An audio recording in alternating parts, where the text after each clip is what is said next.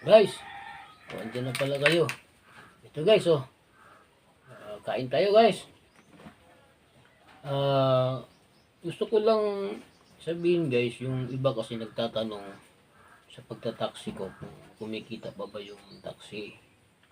Kasi nung ako noon, kumikita nung nandyan ako. Kaya lang, hindi na kasing lakas noon. Hindi katulad noon na kami-kami lang. Wala kaming kaaway na kalaban sa pagbabiyahe. Wala kaming kompetensya. Hindi bus down saka jeep. Sa ngayon kasi guys, ang dami na naming kompetensya. Totoo naman yun. Kaya medyo humina ngayon ang taxi.